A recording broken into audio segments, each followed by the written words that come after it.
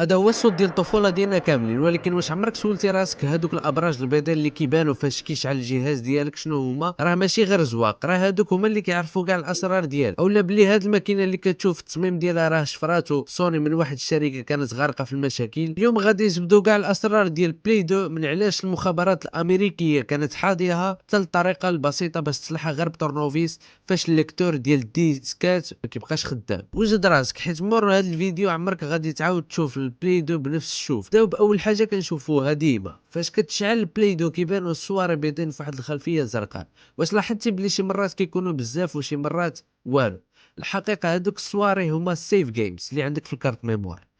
كلما لعبتي شي لعبه بزاف كطوال الساريه ديالها، وإلا مسحتي شي تختوخه من الكارت ميموار ديك الساريه كتمشي.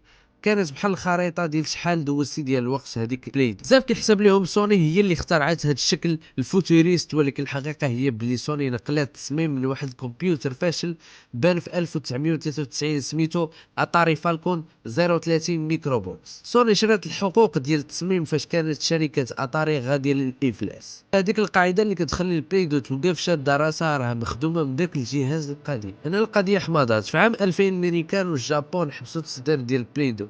غتقول لي علاش؟ غنقول لك السبب.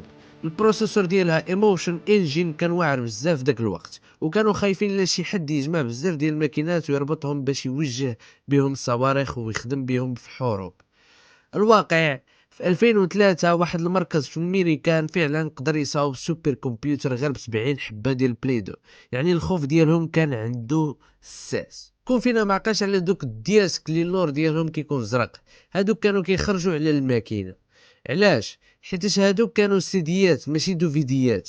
باش تخدمهم الماكينه كانت خاصه تدورهم بواحد السرعه خياليه، وهادشي كيهلك الموتور والليزر ديالها دغيا. بزاف ديال الحرفيه كانوا كيفتحوا الماكينه وكيدوروا واحد الساروت بيض صغير لداخل باش يزيدوا في الجهد ديال الليزر ويحطوها عمر جديد. سوني تهلات في التفاصيل الصغيره. واش كنتي عارف بلي اللوغو ديال بلاي كيقدر يدور؟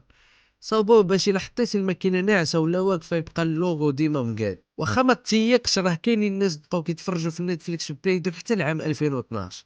في البرازيل خرج واحد ديسك خاص باش تخدم نتفليكس بلاي دو بلا ما تحتاج لا بليكاتر لا والو. بلاي دو ماشي غير ماكينه، راه كانت الصاحب ديالنا في العشيات والويكاندات.